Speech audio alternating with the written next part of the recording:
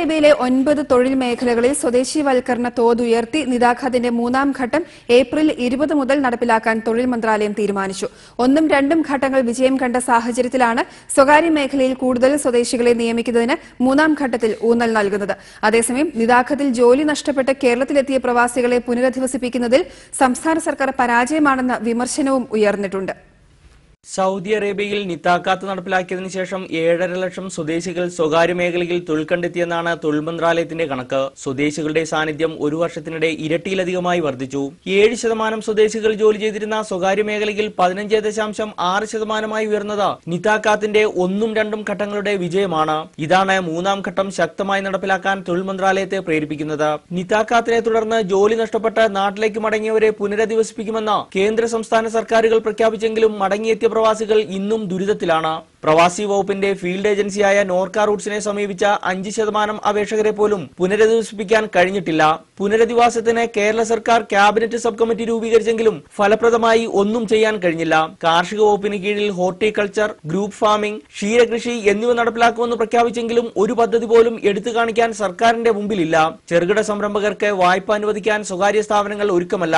സൗദിയിലെ തൊഴിലുടമകളുമായി ചർച്ച നടത്തുമെന്നും മടങ്ങിയെത്തിയവരെ സൗദിയിൽ തന്നെ പുതിയ വീസയിൽ തൊഴിൽ കണ്ടെത്തുമെന്ന മുഖ്യമന്ത്രിയുടെ പ്രഖ്യാപനം എവിടെയും എത്തിയില്ല. പുനരധിവാസത്തിന്റെ പേരിൽ ഏതാനും പേർക്ക് വാഹന വായ്പ മാത്രമാണ് അനുവദിച്ചിരിക്കുന്നത്. നോർക്ക റൂട്ട്സിൽ അപേക്ഷ സമർപ്പിച്ചവർക്കായി നടത്തിയ അഭിമുഖം പോലും പീഡനമാണെന്നാണ് നാട്ടിൽ തൊഴിൽ കണ്ടെത്താൻ കഴിയാതെ സൗദി അറേബ്യയിൽ വീണ്ടും തൊഴിൽ തേടിയെത്തിയവർ പറയുന്നത്. Nasaruddin Vijay, reporter, Riyadh. ഇപ്പോൾ ഈ വാർത്തയോട് പ്രതികരിക്കാൻ Rafeeq Parakkal, KMCC national committee secretary telephone ലൈനിലുണ്ട്. ശ്രീ റഫീഖ് പാറയ്ക്കൽ, സ്വദേശിവൽക്കരണത്തിന്റെ മൂന്നാം ഘട്ടത്തിൽ ഏപ്രിൽ മുതൽ നടപ്പാക്കുകയാണ്. മൂന്നാം ഘട്ടം സൗദി അറേബ്യ 9 സെക്ടറുകളിലായി. എത്രത്തോളം പ്രത്യാഘാതമാകും മലയാളികളെ സംബന്ധിച്ചിടത്തോളം ഇതുണ്ടാക്കുക? പ്രത്യാഘാതം എന്ന് പറയുമ്പോൾ ഈ നിതാഖാത്തുമായി ബന്ധപ്പെട്ട് നേരത്തെ സൗദി അറേബ്യയിൽ 1ാം ഘട്ടവും 2ാം ഘട്ടവും നടപ്പിലാക്കിയ സമയത്ത് ഒരുപാട് അഭ്യൂഹങ്ങൾ പ്രചരിപ്പിച്ചിരുന്നു.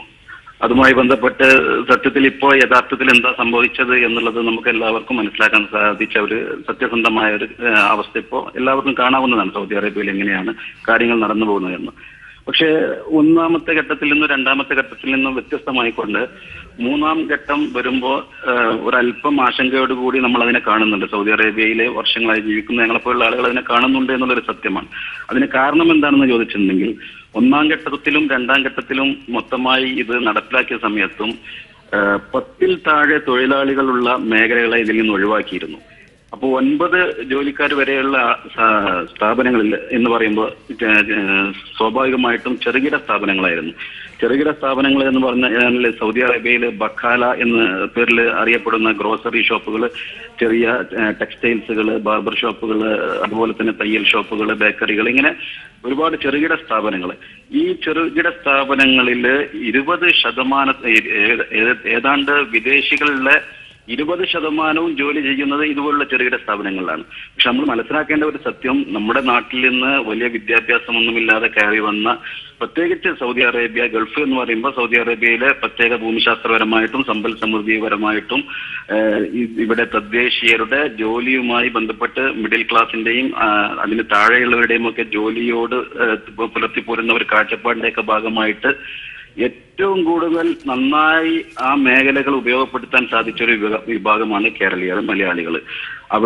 ഇവിടെ നടക്കുന്ന ഈ പറഞ്ഞ മുഴുവൻ ഏതാണ്ട് ചെറുകിട സ്ഥാപനങ്ങൾ മുഴുവൻ ജോലി ചെയ്യുന്നതും 95% എന്ന് വേണമെങ്കിൽ പറയാം, ആ രൂപത്തിൽ ജോലി ചെയ്യുന്നത് നമ്മുടെ കേരളീയർ തന്നെയാണ്. അപ്പൊ സ്വാഭാവികമായിട്ടും ഇപ്പൊ 3ാം ഘട്ടം വരുമ്പോ ഈ 10ൽ താഴെയുള്ള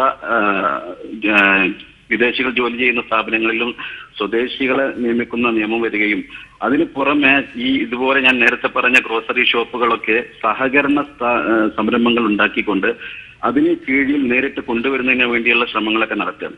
തീർച്ചയായും താങ്കളിലേക്ക് വരാം. ഇപ്പോൾ ജയചന്ദ്രൻ നെരുവമ്പ്രം കേളി സാംസ്കാരിക വേദിയുടെ പ്രതിനിധിയുണ്ട് ടെലിഫോൺ ലൈനിൽ. ശ്രീ ജയചന്ദ്രൻ, അദ്ദേഹം സൂചിപ്പിച്ചതുപോലെ ആദ്യ 2 ഘട്ടങ്ങളിലും ലഭിച്ച ഒരു ആനുകൂല്യം 3ാം ഘട്ടത്തിൽ എന്തായാലും ലഭിക്കാൻ പോകുന്നില്ല. ഉയർന്നൊരു പ്രധാന പ്രശ്നം സൗദിയിൽ നിന്ന് തിരിച്ചു വരുന്നവരുടെ പുനരധിവാസം തന്നെയായിരിക്കില്ലേ? തീർച്ചയായും ഈ ആനുകൂല്യം എന്ന വാക്കിനോട് പോലും വിയോജിപ്പുള്ള ഒരാളാണ് ഞാൻ. കാരണം അതിന്റെ ഒരു പ്രധാനപ്പെട്ട കാരണം നിതാഖത്ത് എന്ന് പറയുന്നത് സൗദി ഗവൺമെന്റ് ഏതൊരു ഉത്തരവാദിത്തപ്പെട്ട ഭരണകൂടത്തെയും പോലെ അതിന്റെ ജനതയുടെ തൊഴിലില്ലായ്മ പോലുള്ള പ്രശ്നങ്ങളോട് പോസിറ്റീവായിട്ട് നടത്തിയിട്ടുള്ള ഒരു പ്രതികരണത്തിന്റെ ഭാഗമായി വന്ന ഒരു സംഗതിയാണ്. അപ്പോ നമ്മൾ പലപ്പോഴും നമ്മളതിന്റെ ഇരകൾ എന്ന് ഞാൻ പറയുന്നില്ല, എന്നാൽ പോലും അതിന്റെ ഒരു പ്രതിഫലനം എന്നുള്ള നിലയിൽ മലയാളിക്ക് തൊഴിൽ നഷ്ടപ്പെടുകയും മലയാളി ഈ നിതാഖത്തിന്റെ ഭാഗമായി നാട്ടിലോട്ട് തിരിച്ചു പോകേണ്ടി വരികയും ചെയ്യുന്ന ഒരു പ്രതിഫലനം അതിന്റെ ഭാഗമായി ഉണ്ടാവുന്നു എന്നുള്ളതാണ് മലയാളിയുടെ ഒരു പ്രധാനപ്പെട്ട കൺസേൺ എന്ന് പറയുന്നത്, ഒരു ഉത്കണ്ഠ എന്ന് പറയുന്നത്. യഥാർത്ഥത്തിൽ ഒരു ഗവൺമെന്റ് അതിന്റെ പൗരന്മാരോട് അതിന്റെ പ്രജകളോട് സ്വാഭാവികമായ നീതി പുലർത്താനുള്ള ശ്രമത്തിന്റെ ഭാഗമായി കൊണ്ടുവരുന്ന ഒരു നിയമ നടപടി എന്നുള്ള നിലയിലാണ് നിതാഖത്തിനെ നമ്മൾ മനസ്സിലാക്കേണ്ടത്.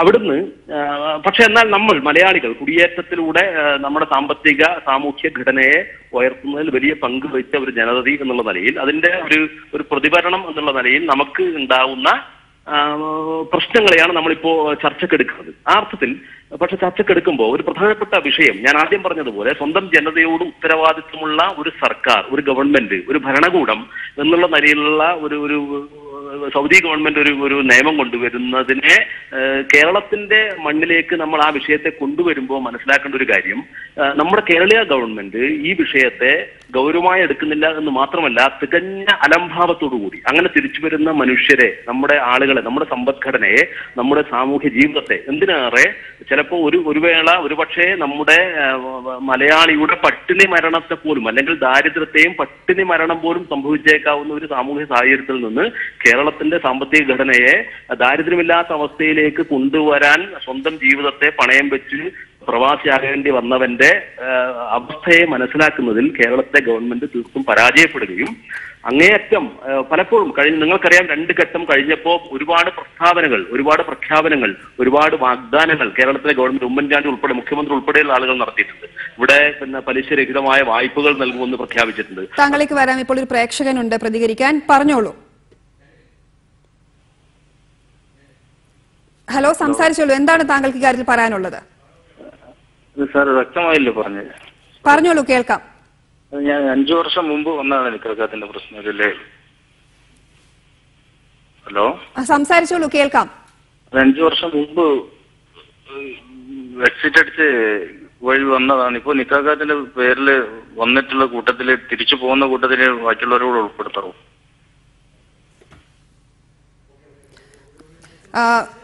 ശ്രീ റഫീഖ്, ഇപ്പോൾ ജയചന്ദ്രൻ സൂചിപ്പിച്ച പോലെ സ്വന്തം സൗദി അതിന്റെ മൂന്നാം ഘട്ടം വിജയകരമായി നടപ്പാക്കാൻ പോവുകയാണ്. അത് ആദ്യ 2 ഘട്ടത്തിൽ 7% നിന്ന് 15% സ്വദേശിവൽക്കരണം അവർ വർദ്ധിപ്പിച്ചിട്ടുണ്ട്. 15% കൂട്ടിയിരിക്കുന്നു. അതായത് നിതാഖത്ത് വിജയകരമായി 3ാം ഘട്ടത്തിൽ എത്തിയിരിക്കുമ്പോഴും നമ്മുടെ സർക്കാർ പുനരധിവാസത്തിന്റെ 1ാം ഘട്ടം പോലും വിജയകരമായി പൂർത്തിയാക്കിയിട്ടില്ല. ഇത് എത്രത്തോളം ആശങ്കപ്പെടുത്തുന്ന ഒരു സാഹചര്യമാണ്?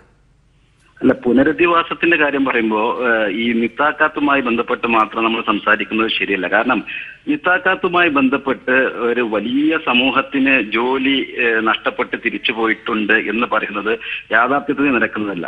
സത്യസന്ധമായി പറഞ്ഞിട്ടുണ്ടെങ്കിൽ ഇവിടെ ആ സമയത്ത് തിരിച്ചു പോകുന്ന ആളുകൾ രജിസ്റ്റർ ചെയ്യുന്നതിന് വേണ്ടി ഗവൺമെന്റ് എയർപോർട്ടുകളിലും മറ്റ് സംവിധാനങ്ങളൊക്കെ ഒരുക്കിയതിൽ മൊത്തം രജിസ്റ്റർ ചെയ്തിട്ടുള്ള ആളുകൾ 17,000-ൽ താഴെയാണ്. പക്ഷെ 17,000-ൽ ഈ പറയുന്ന 17,000 ആളുകൾ പോലും നിത്താഖാത്തുമായി ബന്ധപ്പെട്ട് ഇവിടെ നിന്നും ജോലി നഷ്ടപ്പെട്ട് പോയവരല്ല.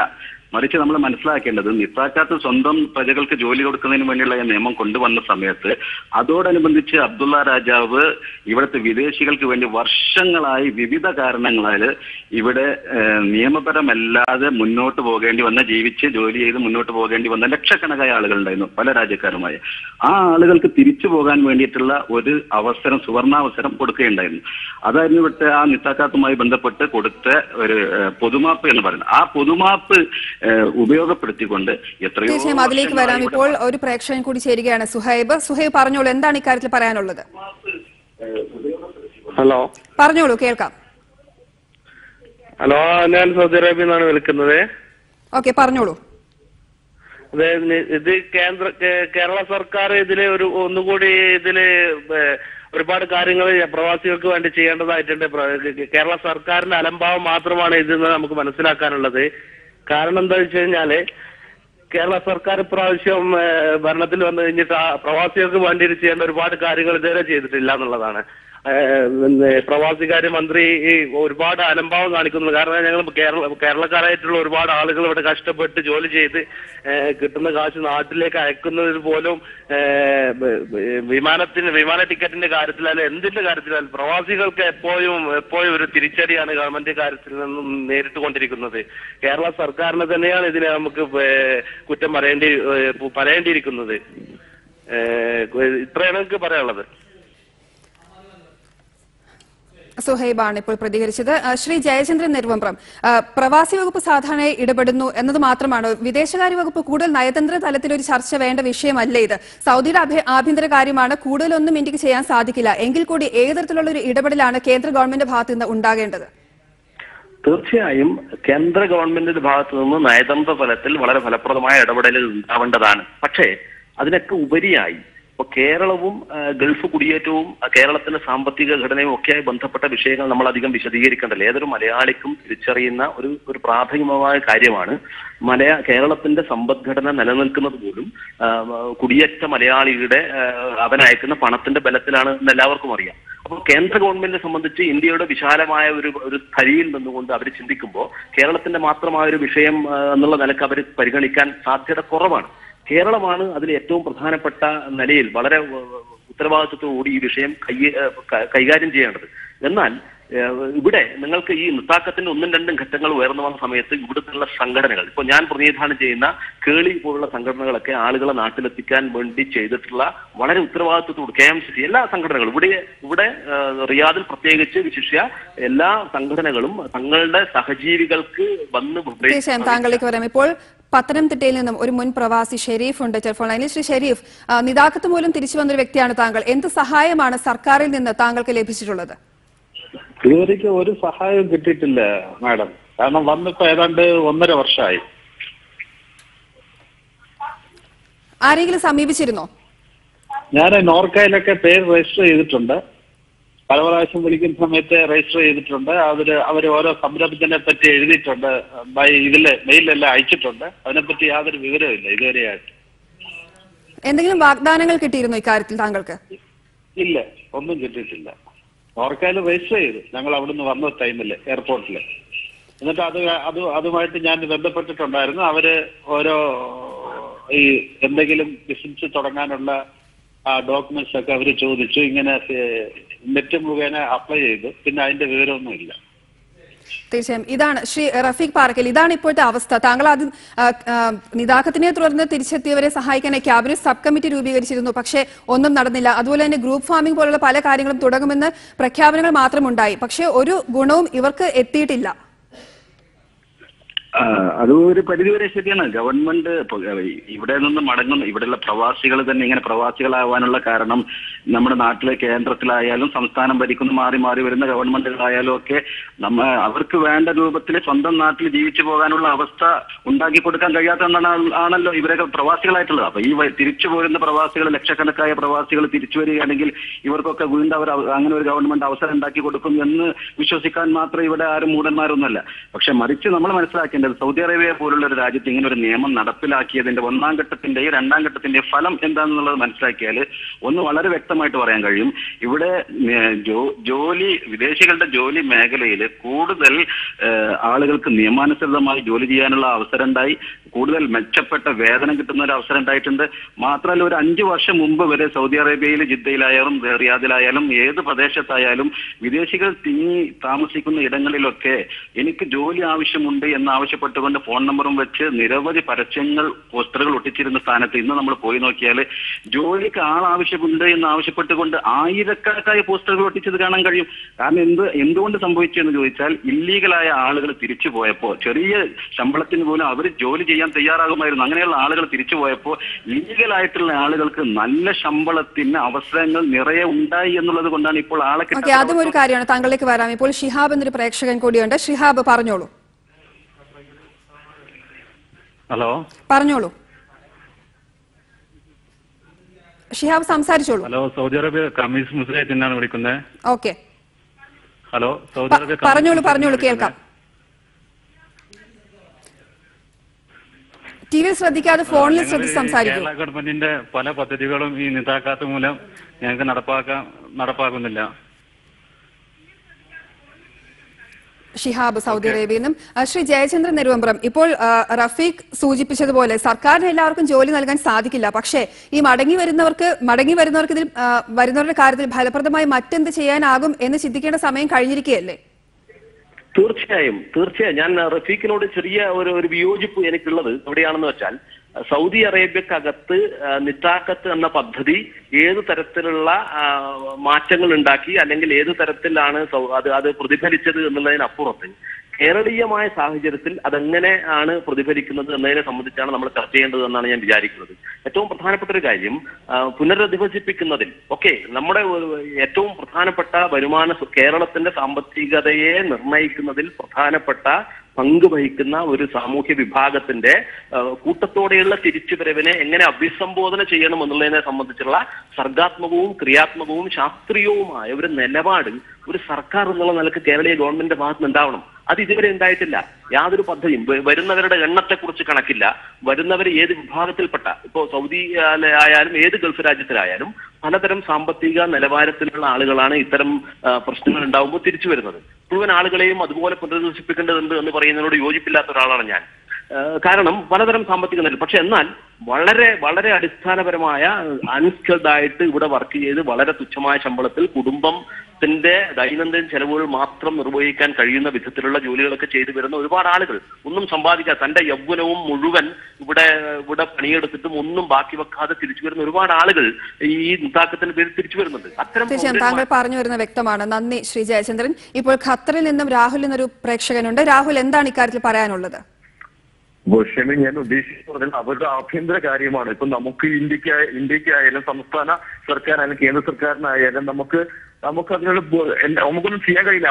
നമുക്ക് മാക്സിമം നമുക്ക് അവരുടെ പ്രശ്നം ചെയ്യാനേ പറ്റൂ. ആഭ്യന്തരമായിട്ട് ഇപ്പോ ചർച്ച നടത്തിയൊന്നും ചെയ്യാൻ പറ്റുന്ന രീതിയല്ല ഇത്. അവരുടേതായ അവരുടെ ആഭ്യന്തര കാര്യങ്ങളാണ്. നന്ദി രാഹുൽ പ്രതികരിച്ചതിന്. ഇപ്പോൾ ശ്രീ റഫീഖ് പാറയ്ക്കൽ, UPA സർക്കാർ ആകെ ചെയ്തത് ഒരു സൗദി ഇന്ത്യ ഗാർഹിക കരാർ രൂപീകരിക്കുക എന്നുള്ളതാണ്. പക്ഷേ ഈ കരാർ അപ്പാടെ അട്ടിമറിക്കപ്പെട്ടു എന്നുള്ള കാര്യം വ്യക്തമാണ്. ഇതിനെതിരെ ഒരു നടപടി എടുക്കുകയല്ലേ സർക്കാർ ആദ്യം ചെയ്യേണ്ടത്? അത് തീർച്ചയായിട്ടും ഞാൻ മുമ്പ് പറഞ്ഞല്ലോ, സംസ്ഥാന ഗവൺമെന്റുകളായാലും കേന്ദ്ര ഗവൺമെന്റുകളായാലും എല്ലാ കാലത്തും ചിറ്റമ്മ നയം സ്വീകരിച്ചിട്ടുള്ള ഒരു വിഭാഗമാണ് പ്രവാസികൾ എന്നുള്ള കാര്യത്തിൽ യാതൊരു സംശയവുമില്ല. അത് ജയചന്ദ്രൻ പറഞ്ഞ കാര്യങ്ങളോട് ഞാൻ യോജിക്കുകയാണ്. അത് ഏതെങ്കിലും സംഘടന അല്ലെങ്കിൽ ഏതെങ്കിലും UDF ആയാലും LDF ആയാലും കേന്ദ്രത്തിൽ BJP ആയാലും കോൺഗ്രസ് ആയാലും ഏത് ഗവൺമെന്റ്, പക്ഷേ ചില കാര്യങ്ങൾ സത്യസന്ധമായി നമ്മൾ മനസ്സിലാക്കുകയാണെന്നുണ്ടെങ്കിൽ, ഇപ്പോൾ ഒന്നാം ഘട്ട നിതാഖാത്ത് വന്ന സമയത്ത് നേരത്തെ പറഞ്ഞ രൂപത്തിൽ എത്രയോ വർഷങ്ങളായി ഇല്ലീഗലായി ഇവിടെ കഴിയുന്ന ആളുകൾക്ക് ജയിൽവാസവും കനത്ത പെനാൽറ്റിയും ഒക്കെ കൊടുത്ത് തിരിച്ചു പോകേണ്ടിയിരുന്ന ആളുകൾ അതിന് കഴിയാതെ വർഷങ്ങളോളം ജയിലിൽ കിടക്കേണ്ട അവസ്ഥ ഉണ്ടാകുമായിരുന്ന ആളുകൾക്ക് പോലും തിരിച്ചു പോകുവാനുള്ള അവസരം ഉണ്ടായത് പൊതുമാപ്പിലൂടെയാണ്. ആ പൊതുമാപ്പ് എങ്ങനെ ഉണ്ടായി എന്ന് ഇവിടുത്തെ അറബ് പത്രങ്ങൾ വളരെ വ്യക്തമായിട്ട് പറഞ്ഞിട്ടുള്ളതാണ്. ഇന്ത്യയുടെ ഇടപെടലാണ്, അന്നത്തെ UPA സർക്കാരിന്റെ അഹമ്മദ് സാഹിബ് അടക്കമുള്ള മന്ത്രിമാരുടെ ഇടപെടലാണ് എന്ന് വളരെ വ്യക്തമായിട്ട് അറബ് തീർച്ചയായും അതിലേക്ക് വരാം. ഇപ്പോൾ R മുരളീധരൻ, ഫൊക്കാസ പ്രസിഡന്റ് ഉണ്ട് ടെലിഫോണിൽ. ശ്രീ മുരളീധരൻ, തൊഴിൽ മേഖലയെ ശുദ്ധീകരിക്കുക എന്നതാണ് സൗദിയുടെ ലക്ഷ്യം നിതാഖത്ത് കൊണ്ട്. അതായത് ഇല്ലീഗലായി ജോലി ചെയ്യുന്നവരെ ഒഴിവാക്കിക്കൊണ്ട് ഈ ഇല്ലീഗലായി ജോലിക്ക് എത്തുന്ന ആ ഒരു പ്രവർത്തനം തടയുകയില്ലേ ആദ്യം ചെയ്യേണ്ടത്? അത് റിക്രൂട്ടിംഗ് ഏജൻസികളാണ് ഇതിന് കാരണക്കാർ. അപ്പോൾ അവർക്കെതിരെയുള്ള നടപടി ശക്തമാക്കിയാൽ തന്നെ ഇതിനൊരു പരിധിയോളം കുറവ് വരില്ലേ? അതെ, റിക്രൂട്ടിംഗ് ഏജൻസിനെ തീർച്ചയായിട്ടും അവരുടെ പ്രവർത്തനങ്ങളെ ചങ്ങലക്കിടേണ്ടതുണ്ട്. ധാരാളം തരത്തില് അവര് പ്രവാസി മലയാളികളെ പിഴിയുന്നുണ്ട്, പ്രവാസി ഇന്ത്യക്കാരെ അവരെ പിഴിയുന്നുണ്ട്. അപ്പൊ അതില് ഒരു ഘട്ടം വരെ ഒരു പരിധി വരെ ശരി തന്നെയാണ്. എന്നാൽ ഈ നമ്മുടെ സംസ്ഥാന സർക്കാരിനെ സംബന്ധിച്ചിടത്തോളം ഈ സർക്കാർ കാണിക്കുന്ന ഒരു അലംഭാവം ഇക്കാര്യത്തിൽ നമ്മൾ കാണാതിരുന്നൂടാ. തിരിച്ചു വരുന്ന പ്രവാസികൾക്ക് വേണ്ടി സർക്കാർ പ്രഖ്യാപിച്ച നിരവധി പദ്ധതികൾ ഒന്നും തന്നെ ശരിയായ രീതിയിൽ പ്രാവർത്തികമാക്കിയിട്ടില്ല. 22,000 ആളുകള് ഇവിടെ നിതാഖത്ത് മൂലം തിരിച്ചു വന്നവരുടേതായിട്ട് രജിസ്റ്റർ ചെയ്തിട്ടുണ്ട്. അതില് ശരിക്കും പറഞ്ഞാൽ നിത്താക്കത്തിന്റെ ഭാഗമായിട്ടല്ല അവരങ്ങനെ ചെയ്തിട്ടുള്ളത്. വിദേശങ്ങളിൽ പല കാരണങ്ങൾ കൊണ്ട് തിരിച്ചു വരുന്ന ആളുകളുടെ ഒരു രജിസ്ട്രേഷനാണ് നടന്നിട്ടുള്ളത്. നിത്താക്കത്തിന് വേണ്ടിയിട്ട് സംസ്ഥാന സർക്കാർ ഒന്നും തന്നെ ചെയ്തിട്ടില്ല എന്നാണ് നമുക്ക് പറയാം. എന്തായാലും സൗദി അറേബ്യയിലും മറ്റു രാജ്യങ്ങളിൽ നിന്നും തിരിച്ചു വരുന്ന 22,000 പേര് രജിസ്റ്റർ ചെയ്തിട്ട് അവർക്ക് വേണ്ടിയിട്ട് ബാങ്കിൽ നിന്ന് അതിലേക്ക് വരാം. ഇപ്പോൾ അബ്ദുൽ സലാം എന്നൊരു പ്രേക്ഷകനുണ്ട് സൗദിയിൽ നിന്നും. അബ്ദുൽ സലാം പറഞ്ഞോളൂ. ഹലോ മാഡം, പറഞ്ഞോളൂ. നമ്മളിത് വെറും വഞ്ചകരാകാണ്, അറിയോ? നിങ്ങൾ ഏത് മേഖലയിൽ ജോലി ചെയ്യുന്നവരാണ്? അതെ അതെ, നമ്മളിവിടെ ഒരു കമ്പനിയിൽ ജോലി ചെയ്യുന്ന ആൾക്കാരാണ്. ഇത് നമ്മൾ വെറും സർക്കാരിന്റെ വഞ്ചനകൾക്ക് ഇരയാവുന്ന ആൾക്കാരാണ്. നമ്മളെ പൈസക്ക് മാത്രമേ ഇവർക്ക് ആവശ്യമുള്ളൂ. വ്യക്തമാണ് അദ്ദേഹം പറഞ്ഞത്. ശ്രീ റഫീഖ് പാറയ്ക്കൽ, മുഖ്യമന്ത്രിയുടെ പ്രഖ്യാപനം തൊഴിലുടമകളുമായി സംസാരിച്ച് സൗദിയിൽ തന്നെ മറ്റ് തൊഴിൽ കണ്ടെത്തി നൽകുന്നതിനുള്ള ചർച്ചകൾ നടത്തുമെന്നായിരുന്നു. പക്ഷെ അതൊന്നും നടപ്പായതില്ല. നമുക്കറിയാം യമൻ, ഫിലിപ്പൈൻ പോലുള്ള രാജ്യങ്ങൾ ചെയ്യുന്നത് ഇല്ലീഗലായിട്ടുള്ള ജോലിക്കാരെ ലീഗലൈസ് ചെയ്യുക എന്നുള്ളതാണ്. അത് തന്നെയല്ലേ ഫലപ്രദമായ ഇക്കാര്യത്തിൽ ക്രിയാത്മകമായ ഒരു നടപടി എന്ന് പറയുന്നത്? അത് തന്നെയല്ലേ? അതിൽ ചെറിയൊരു പ്രശ്നമുണ്ട്. അത് ഒന്നാം ഘട്ടത്തിലും രണ്ടാം ഘട്ടത്തിലും ഒരുപക്ഷെ ഒരു പരിധിവരെ നമുക്ക് ആ പറഞ്ഞ കാര്യം സത്യമാണെങ്കിൽ പോലും മൂന്നാം ഘട്ടത്തിൽ വരാൻ പോകുന്ന സൗദി അറേബ്യയിലെ വലിയൊരു വിപത്ത് എന്ന് പറയുന്നത് ഇവിടെ ഞാൻ നേരത്തെ പറഞ്ഞ ചെറുകിട സ്ഥാപനങ്ങൾ, ഈ ചെറിയ കച്ചവട സ്ഥാപനങ്ങൾ, ഇതിൽ 95% മലയാളികളാണ്. തീർച്ചയായും മൂന്നാം ഘട്ടത്തിൽ പ്രശ്നം അതാണ്. പക്ഷെ ഒന്നാം ഘട്ടത്തിലും രണ്ടാം ഘട്ടത്തിലും പോലും സർക്കാർ അത് ചെയ്തിട്ടില്ലല്ലോ. അല്ല, ഞാൻ മുഴുവനാക്കട്ടെ. അത് എന്ന് പറഞ്ഞാൽ ഈ ചെറുകിട സ്ഥാപനങ്ങളിൽ ജോലി ചെയ്യുന്നവരെക്കാൾ കൂടുതൽ ഈ ചെറുകിട സ്ഥാപനങ്ങളിൽ ഭൂരിഭാഗവും സ്വന്തമായി നടത്തുന്നവരാണ് മലയാളികൾ. അപ്പോ ഇവിടെ ഈ രാജ്യത്തെ നിയമങ്ങൾക്കെതിരായ ഒരു കാര്യമാണത്. ഇവിടെ സൗദി അറേബ്യയിൽ അത്ര സമയം ജോലി ചെയ്യുക, 12 മണിക്കൂർ 14 മണിക്കൂറൊക്കെ ജോലി ചെയ്യേണ്ടുന്ന ഒരു അവസ്ഥ ഈ ചെറുകിട സ്ഥാപനങ്ങളിലുണ്ട്. അപ്പൊ അതുകൊണ്ട് തന്നെ സൗദികൾക്ക് ഒട്ടും സ്വദേശികൾക്ക് ഒട്ടും ആകർഷണീയമല്ലാത്തൊരു മേഖല ആയതുകൊണ്ടാണ് ഇതുപോലെ വിദേശികൾക്ക് വളരെയധികം യൂട്ടിലൈസ് ചെയ്യാൻ ആ മേഖല കഴിഞ്ഞിട്ടില്ല കഴിഞ്ഞ കാലങ്ങളിൽ. പക്ഷെ അത് മനസ്സിലാക്കിക്കൊണ്ടാണ് ഗവൺമെന്റ് ഇപ്പോൾ ആ മേഖലയിൽ സഹകരണ മേഖലയിലേക്ക് കൊണ്ടുവന്നുകൊണ്ട് അതിനെ പിടിച്ചെടുക്കാൻ വേണ്ടിയുള്ള ശ്രമങ്ങൾ നടത്തുന്നത്. അപ്പൊ സ്വാഭാവികമായിട്ടും വലിയ തിരിച്ചടി കേരളീയർക്ക് വരും എന്നുള്ള കാര്യത്തിൽ യാതൊരു സംശയവുമില്ല. പക്ഷെ നമ്മൾ മനസ്സിലാക്കേണ്ടത് ഇവിടെ ഗവൺമെന്റുമായിട്ട് ചർച്ച ചെയ്തുകൊണ്ട് അതിനൊരു പരിഹാരം സാധ്യമല്ല. കാരണം 100% ഈ രാജ്യത്ത് നിയമങ്ങൾ ലംഘിച്ചുകൊണ്ട് അതേസമയം പല ഗവൺമെന്റ്. തീർച്ചയായും അത് വ്യക്തമാണ്. താങ്കളേക്ക് വരാം. സൗദിയിൽ നിന്നും ഇപ്പോൾ രാജേഷിന് ഒരു പ്രേക്ഷകനുണ്ട്. രാജേഷ് പറഞ്ഞോളൂ. Hello madam. പറഞ്ഞോളൂ, കേൾക്കാം. ഹലോ, സംസാരിച്ചോളൂ. ടിവിയുടെ സൗണ്ട് കുറച്ച് വെക്കൂ. അതെ, നമ്മുടെ ഗവൺമെന്റ്, നമ്മുടെ കേരളത്തിലെ ഗവൺമെന്റ് വളരെ മോശമാണ്. ഹലോ, ടിവിയുടെ വോളിയം കുറച്ചിട്ട് സംസാരിക്കൂ. ഉമ്മൻചാണ്ടി സർക്കാർ വളരെ മോശമായിട്ടാണ് പ്രവാസികളോട് പെരുമാറുന്നത്. വളരെ മോശമായ രീതിയിലാണ് പ്രവാസികളോട് പെരുമാറുന്നത്. രാജേഷ് സൗദി അറേബ്യയിൽ നിന്നും. ശ്രീ റഫീഖ് പാറയ്ക്കൽ, പറഞ്ഞു വന്ന് തുടരാം. അതെ, ഞാൻ പറഞ്ഞു വന്നത് അപ്പൊ ഇവിടുത്തെ ഞാൻ നേരത്തെ പറഞ്ഞ ഇവിടുത്തെ നിയമങ്ങൾക്ക് വിരുദ്ധമായിക്കൊണ്ട് ചെറുകിട സ്ഥാപനങ്ങൾ എത്രയോ പതിറ്റാണ്ടുകളായി സ്വന്തമായി നടത്തുകയും അതിൽ നിന്ന് ചെറിയ ഒരു ആദായം ഇതിന്റെ സ്പോൺസർ എന്ന് പറയപ്പെടുന്ന സൗദിക്ക് നൽകുകയും ചെയ്തുകൊണ്ടാണ് ഈ സ്ഥാപനങ്ങളൊക്കെ നടന്നു പോകുന്നത്. അപ്പൊ ഇതിൽ നിന്ന് വലിയ വരുമാനം ഉണ്ടാക്കിയ വലിയ വിദ്യാഭ്യാസമില്ലാത്ത വലിയ ഒരു വിഭാഗം കേരളീയര് ഇതുകൊണ്ട് കഴിഞ്ഞ കാലങ്ങളിൽ നന്നായി രക്ഷപ്പെട്ടു പോയിട്ടുണ്ട്. ഇപ്പോൾ പറയുന്ന മൂന്നാം ഘട്ടം ശക്തമായി നടപ്പിലാക്കി കഴിഞ്ഞിട്ടുണ്ടെങ്കിൽ അവർക്ക് വലിയ തിരിച്ചടിയേൽക്കും എന്നുള്ളത് ഉറപ്പാണ്. അപ്പോ ഇതിന് ചർച്ച ചെയ്തുകൊണ്ട് എന്തെങ്കിലും ഒരു പരിഹാരം ഉണ്ടാക്കുക എന്നുള്ളതിനെ കുറിച്ച് ആലോചിക്കാൻ പോലും വഴിയാത്തൊരു കാര്യം. തീർച്ചയായും ഇനി ചർച്ചയ്ക്ക് ഒരു സാധ്യതയില്ല. അപ്പോൾ ചെയ്യേണ്ടത് സംസ്ഥാന സർക്കാരാണ് ചെയ്യേണ്ടത് പുനരധിവാസം സംബന്ധിച്ച്. പക്ഷേ അക്കാര്യത്തിൽ ഇപ്പോൾ 2 ഘട്ടത്തിൽ നിന്ന് തിരിച്ചു വന്നവർക്ക് പോലും ഒന്നും ചെയ്തു കൊടുക്കാൻ സാധിച്ചിട്ടില്ല. അപ്പോഴാണ് കൂടുതൽ ആശങ്ക ഉണ്ടാകുന്നത് ഇനി വരുന്നവരുടെ കാര്യത്തിൽ. ഞാൻ നേരത്തെ പറഞ്ഞല്ലോ, നിത്താക്കാത്ത് കാരണം തിരിച്ചു വന്നവർ എന്ന് പറയുന്നത് തെറ്റാണ്. നേരത്തെ പറഞ്ഞ 17,000-ഓളം ആളുകൾ രജിസ്റ്റർ ചെയ്തതിൽ പോലും പൊതുമാപ്പ് ഉപയോഗപ്പെടുത്തിക്കൊണ്ട് എത്രയോ വർഷങ്ങളായിട്ട് ഇല്ലീഗലായിട്ടുള്ള ആളുകൾ തിരിച്ചുപോയ കണക്കാണത്. അപ്പോ ഈ ആളുകൾ അതാണ് താങ്കൾക്ക് പറയാനുള്ളത്. ഇപ്പോൾ റൌഫ് എന്നൊരു പ്രേക്ഷകനുണ്ട് സൗദി അറേബ്യയിൽ നിന്നും. റൌഫ് പറഞ്ഞോളൂ. ഹലോ, പറഞ്ഞോളൂ, കേൾക്കാം.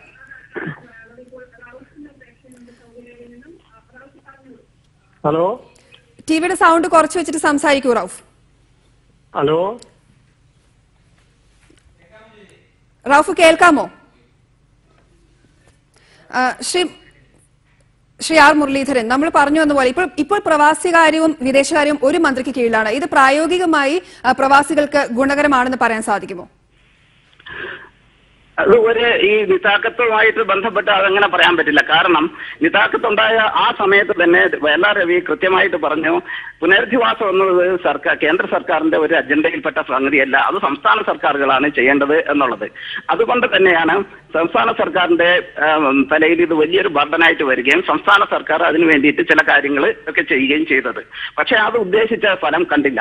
ഇപ്പൊ കഴിഞ്ഞ 2010 മുതൽ 14 വരെയുള്ള ഒരു കാലയളവിൽ നമ്മൾ നോക്കുകയാണെങ്കിൽ 72,680 ദശലക്ഷം, അതായത് 7,000 കോടിയോളം 7,000 കോടിക്ക് പുറമെ രൂപ ഈ കാലയളവിൽ സംസ്ഥാനത്ത് വന്നിട്ടുണ്ട്. ഈ അത്രയും അധികം സംസ്ഥാന ഖജനാവിന് സംസ്ഥാനത്തിന് സംഭാവന ചെയ്യുന്ന പ്രവാസികൾക്ക് വേണ്ടി കേവലം 2 കോടി രൂപ മാത്രമാണ് ഈ പുനരധിവാസത്തിന്റെ ഭാഗമായി മാറ്റിവെച്ചിട്ടുള്ളത്. 2 കോടിയിൽ 1,80,000 രൂപയും മാത്രമേ അത് വന്നിട്ടുള്ളൂ. 20 ലക്ഷം രൂപ ആ ട്രെയിനിങ്ങിന് വേണ്ടിയിട്ടാണ് മാറ്റിവെച്ചിട്ടുള്ളത്. അപ്പോൾ സംസ്ഥാന സർക്കാർ അതുപോലും 22,000 പേര് അതിൽ രജിസ്റ്റർ ചെയ്തിട്ട് കേവലം 25 പേർക്ക് മാത്രമാണ് അതിന്റെ ഒരു ആനുകൂല്യം കിട്ടിയത്. ആനുകൂല്യം എന്ന് പറയുന്നത് അത് സബ്സിഡിയാണ്. അവർ 20 ലക്ഷം രൂപ വരെ നിക്ഷേപമുള്ള ഒരു വ്യവസായ സ്ഥാപനം തുടങ്ങുകയാണെങ്കിൽ അവർക്ക് 10% സബ്സിഡി കിട്ടും. പരമാവധി 2 ലക്ഷം രൂപ. അത് തന്നെ കേവലം 25 പേർക്കാണ് കിട്ടിയിട്ടുള്ളത്. അപ്പൊ എത്രത്തോളം അലംഭവമാണ് സർക്കാരിന്റെ ഭാഗത്തുനിന്ന്. തീർച്ചയായും ഇപ്പോൾ ദമാമിൽ നിന്ന് അബ്ദുൽ ഗഫൂർ എന്നൊരു പ്രേക്ഷകനുണ്ട്. ശ്രീ അബ്ദുൽ ഗഫൂർ, സംസാരിച്ചോളൂ. ഹലോ മാഡം, സംസാരിച്ചോളൂ.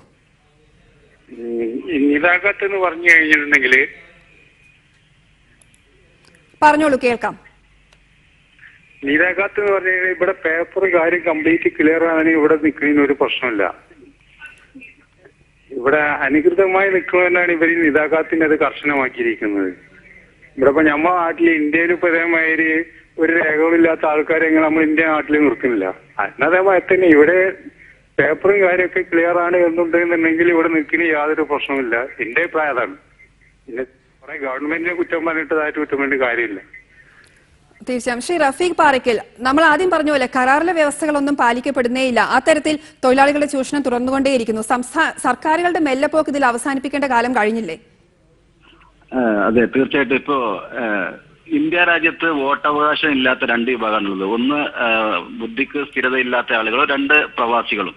അപ്പോ ഈ വിഭാഗത്തിൽപ്പെട്ട ആളുകൾ എന്നുള്ള നിലക്ക് സംസ്ഥാന ഗവൺമെന്റോ കേന്ദ്ര ഗവൺമെന്റോ എത്രയും പെട്ടെന്ന് എന്തെങ്കിലുമൊക്കെ പ്രവാസികളുടെ കാര്യത്തിൽ ചെയ്യുമെന്നുള്ള ഒരു വിശ്വാസം ഞങ്ങൾക്ക് ആർക്കുമില്ല. പക്ഷെ ഒരു കാര്യം വളരെ സത്യസന്ധമായിട്ട് പറയാം. ഇപ്പോഴും സൗദി അറേബ്യയില്, പ്രത്യേകിച്ച് ഗൾഫ് നാടുകളിൽ സൗദി അറേബ്യ ഒരു അക്ഷയഖനിയാണ് വിദേശികൾക്ക്. അത്രമാത്രം വലിയ പ്രോജക്റ്റുകൾ ഇപ്പോഴും ഓരോ ദിവസവും പ്രഖ്യാപിച്ചുകൊണ്ടിരിക്കുകയാണ്. റിയാദിൽ മെട്രോ പ്രോജക്റ്റ് ആയാലും, ജിദ്ദയിലുള്ള മെട്രോ പ്രോജക്റ്റ് ആയാലും, അതുപോലെ തന്നെ കിങ് അബ്ദുള്ള സിറ്റി ആയാലും, അങ്ങനെ വലിയ വലിയ പ്രോജക്റ്റുകൾ. ഇവിടേക്കൊക്കെ 10,000-കണക്കായ തൊഴിലാളികളെ, വിദഗ്ധ തൊഴിലാളികളെയും അവിദഗ്ധ തൊഴിലാളികളൊക്കെ ആവശ്യമായി വരുന്നുണ്ട്. പക്ഷെ ഒരു പ്രശ്നം എന്താണെന്ന് വെച്ചാൽ, നേരത്തെ ഉണ്ടായിരുന്നത് പോലെ നിയമലംഘകർക്ക് ജോലി ചെയ്യാൻ കണ്ണ് ചിമ്മി അവസരം കൊടുക്കുന്ന അവസ്ഥ ഇനി ഉണ്ടാവില്ല. അപ്പൊ നിയമപരമായിട്ട് ഈ പറയുന്ന സ്ഥലങ്ങളിലേക്കൊക്കെ കടന്നു വരാൻ നമ്മുടെ സംസ്ഥാന ഗവൺമെന്റും കേന്ദ്ര ഗവൺമെന്റും ശ്രമിച്ചാൽ നമ്മുടെ കേരളീയർക്ക് വീണ്ടും നിയമപരമായിട്ട് തന്നെ കടന്നു വന്ന് ജോലി ചെയ്യാനുള്ള അവസരം ഇവിടെ സൗദി അറേബ്യയിൽ തന്നെ ഉണ്ട്. തീർച്ചയായും 3ാം ഘട്ടം നിതാഖത്ത് നടപ്പാക്കുകയാണ്. മലയാളികളെ സംബന്ധിച്ചിടത്തോളം ഏറെ ആശങ്കപ്പെടുത്തുന്ന തീരുമാനം തന്നെയാണ്. ഈ ചർച്ചയിൽ പ്രതികരിച്ച ഏവർക്കും നന്ദി. ഈ ബുള്ളറ്റിൻ ഗൾഫ് ടുനൈറ്റ് പൂർണ്ണമാകുന്നു. നമസ്കാരം.